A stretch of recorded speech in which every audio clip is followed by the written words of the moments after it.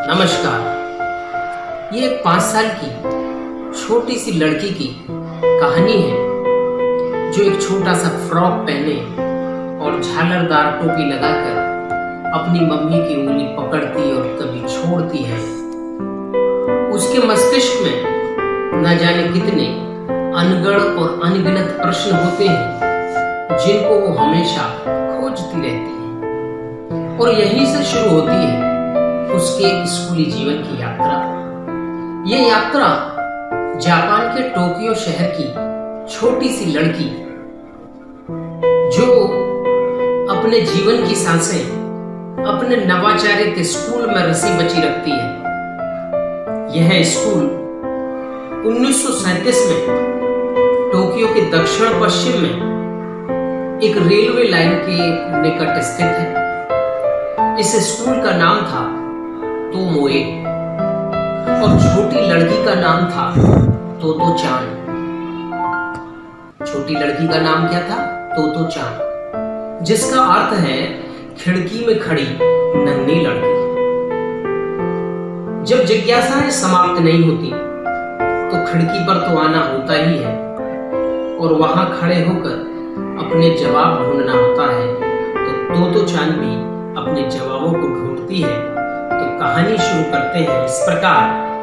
तोतो चान अपनी माँ के साथ एक रेलवे स्टेशन पर उतरती है और माँ उसका हाथ पकड़कर चलने लगती है। तोतो चान अभी तक रेलगाड़ी में कभी नहीं बैठी।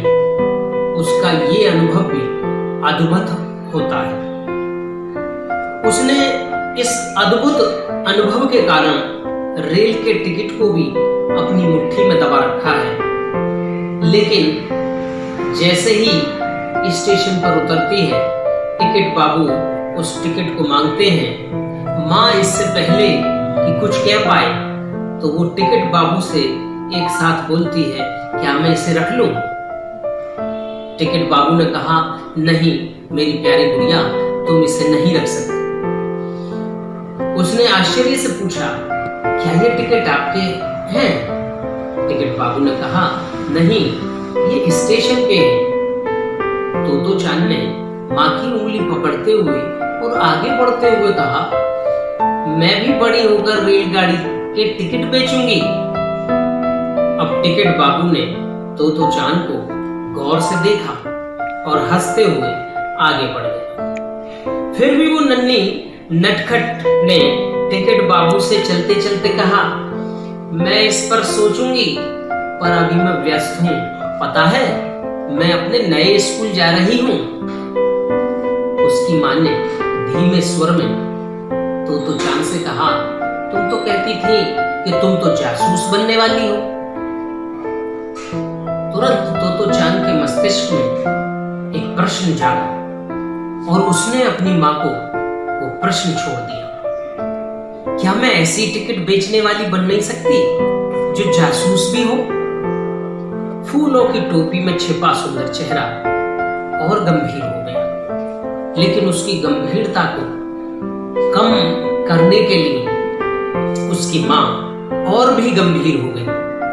उछलती कूदती अपने से बातें करती तोतो चान को मां ने प्यार भरी निगाहों से देखा और सोचने लगी उसकी मां कि यदि तोतो चान का इस स्कूल में प्रवेश नहीं हो पाया तो इसका क्या होगा। हमने समझी कि उसकी मां क्यों चिंतित हुई, क्योंकि तोतो चान ने अभी स्कूल जाना ही शुरू किया था कि उसे स्कूल से बाहर निकाल दिया गया। तोतो चान की मां को उस स्कूल की शिक्षिका ने बुलाया। शिक्षिका बोली, आपकी बेटी पूरी कक्षा को गड़बड़ा देती है, उसने किसी दूसरे स्कूल में ले जाना चाहिए, उसे किसी दूसरे स्कूल में ले जाना चाहिए। गहरी ठंडी सांसें छोड़ती हुई शिक्षिका ने कहा, मैं तो अपनी सहन शक्ति की सीमा पार कर चुकी हूं। तोतो चान की मां ने बड़े आश्चर्य से उसकी तरफ देखा कि मेरी बेटी ने ऐसा क्या किया। मां घबरा गई। ऐसा क्या किया तोतो चान ने? वो हैरान थी। अपने बालों को सहलाते हुए शिक्षिका ने बताया कि पहली बात तो यह है कि वह दिन में सैकड़ों बार अपनी मेज खोलती है, बंद करती है, लेकिन मैंने बच्चों से ये कह रखा है कि बिना कारण कोई भी अपनी मेज को ना खोले। लेकिन आपकी बेटी बराबर कुछ ना कुछ निकालती रहती है या रखती रहती है। अगर मुझे कुछ लिखाना है तो आपकी बिटिया मेज खोलकर कॉपी निकालती है, फिर धड़ाक से ढक्कन बंद करती है और फिर मेज खोलती है। यदि इस बार भी उसे पेंसिल निकालनी है तो वो फिर से ढक्कन खोलती है और फिर ढक्कन बंद कर देती है और फिर जाकर कहीं आ अक्षर को लिख कर देती है। और यदि वो गंदा लिख गया तो उसे मिटाने के लिए वो फिर मेज खोलती है, फिर उसका ढक्कन फिर बंद करती है और तब कहीं जाकर उस शब्द को, उस अक्षर को लिख पाती है। मेरा तो दिमाग भन्ना जाता है।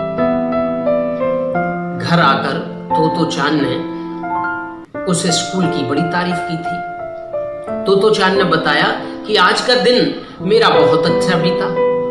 अपनी माँ से कहते हुए उसने कहा, माँ पता है आपको, वहां की मेज पर एक ही ढक्कन है, जबकि घर की मेज में ड्रॉअर है, मुझे बहुत खींचना पड़ता है। तो मैं उस ढक्कन को खोलती हूँ और उसमें बड़ी ढेरों सारी चीजों को रख सकती हूँ। बड़ा मजेदार है। शिक्षिका ने और तीखे अंदाज में उसकी माँ को आगे बताया कि जब वह मेज के ढक्कन से शोर नहीं मचा रही होती तब वह यह कार्य करती है कि पूरे समय खड़ी रहती है। माँ ने आश्चर्य से पूछा, कहाँ? शिक्षिका नाराज होकर बताती है, खिड़की पर। माँ ने आश्चर्य से फिर पूछा, खिड़की में क्यों खड़ी रहती है? शिक्षिका बोली, ताकि वह सड़क पर गुजर रहे साजिंदों को बुला सके। और तोतो चान उस साजिंदों को बुला लेती है और उनसे अपने साज बजाने को बोलती है। कक्षा फिर गड़बड़ा जाती है। इतने पर उसकी माँ ने और पूछा शिक्षिका से कि और क्या करती है, और भी गलती करती है कोई?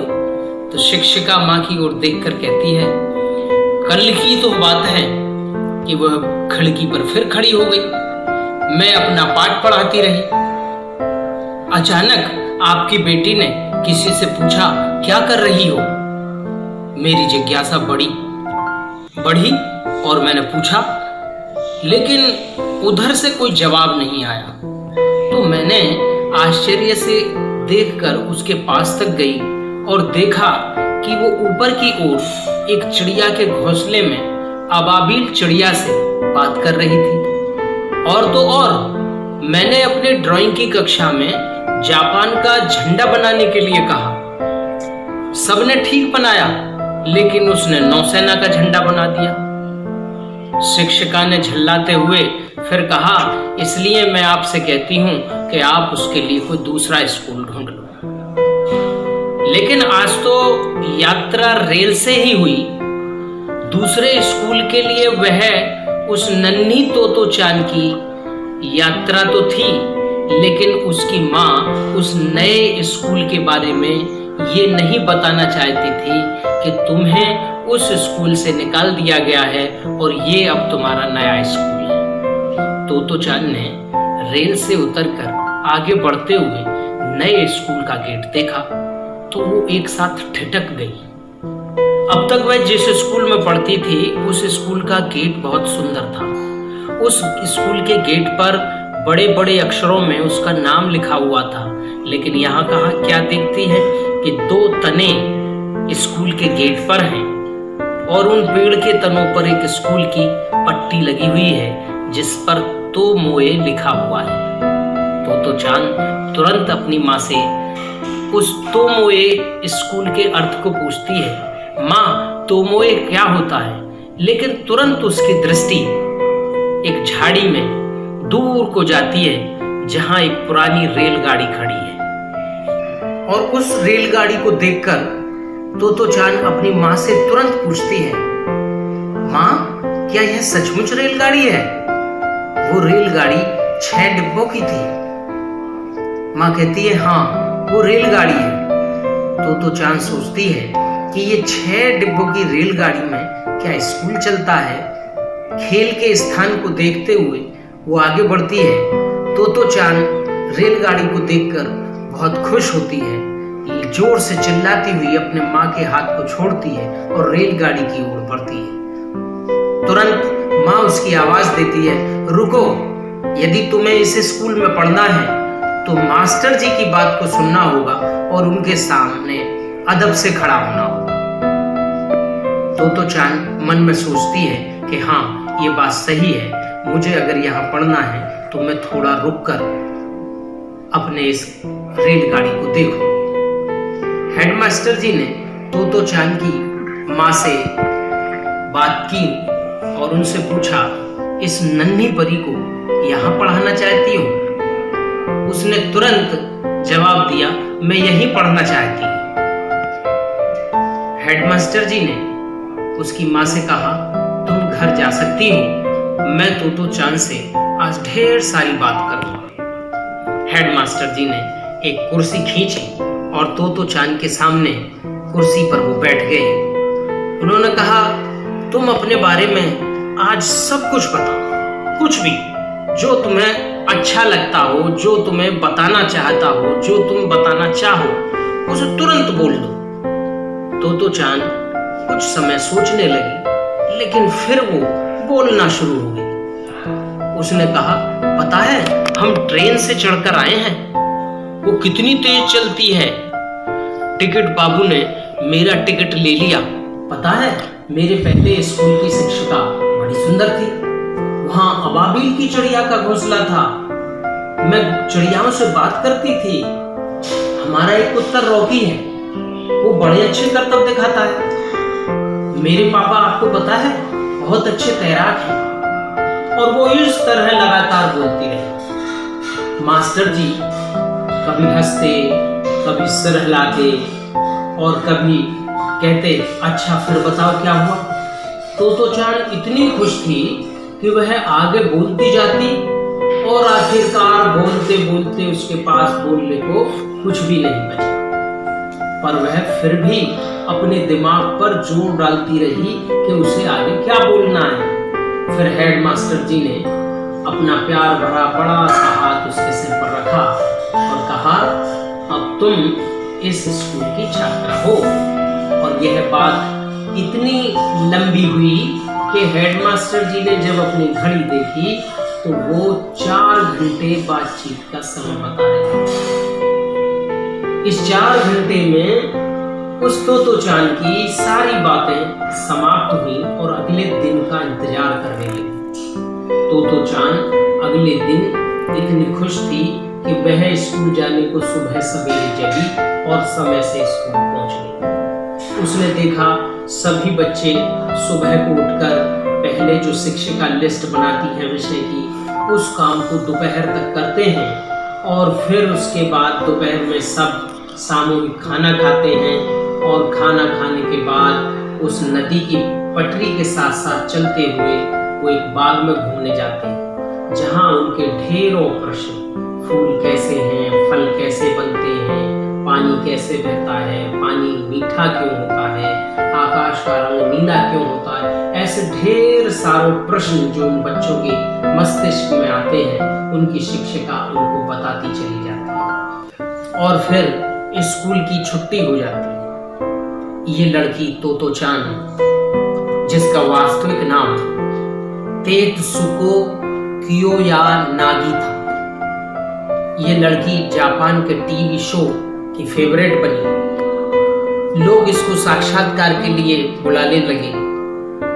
अपनी पत्रिकाओं में इसके साक्षात्कार को छापने लगे, क्योंकि एक पुस्तक तो चांद इनके द्वारा लिखी गई थी। और उन्होंने बताया कि उस स्कूल के प्रत्येक विद्यार्थी को कहीं ना कहीं बहुत बड़े पद पर स्थान प्राप्त हुआ। स्वयं तेत्सुको को यूनिसेफ ने सद्भावना दूत नियुक्त किया। यह लड़की अपने व्यक्तित्व को अपने स्कूल से जोड़ती है, उसको अपनी पूर्णता में सम्मिलित करती है। मैंने यह तो चांद की कहानी जो कि सत्यता पर आधारित है, इसलिए सुनाई कि छात्रों के लिए, विद्यार्थियों के लिए एक संदेश है कि बड़े बड़े विद्यालयों में पढ़कर ही अपने व्यक्तित्व का निर्माण नहीं किया जा सकता। केवल छोटे विद्यालयों में भी सपने देखकर उनको पूर्ण किया जा सकता है। वस्तु को विभिन्न प्रकार से ज्ञान प्राप्त करने की प्रक्रिया ही विद्यार्थी के लिए पूर्णता की ओर ले जाती है। इस कहानी से शिक्षकों के लिए भी संदेश दिया जा सकता है कि बालक के मन को पढ़ लिया जाए तो उसके व्यक्तित्व को गढ़ने में आसानी होती है। उसकी जिज्ञासाओं को शांत कर दिया जाए तो उसकी व्यक्ति निर्माण की प्रक्रिया सरल हो सकती है। मैं अपनी कहानी के शीर्षक तो चांद से इसी सभी प्रकार के संदेश की आवाहन करता हूं कि जीवन में इस प्रकार से सीखने और सिखाने की प्रक्रिया बनाई जाए। और चंद पंक्ति के साथ अपनी मैं बात समाप्त करूंगा। नन्ही चींटी जब दाना लेकर चलती है, चढ़ती दीवारों पर 100 बार फिसलती है। मन का विश्वास रगों में साहस भरता है। चढ़कर गिरना, गिरकर चढ़ना न अखराता है। आखिर उसकी मेहनत बेकार नहीं होती। कोशिश करने वालों की कभी हार नहीं होती, कभी हार नहीं होती। लहरों से डरकर नौका पार नहीं होती, नौका पार नहीं होती। जय हिंद, जय भारत।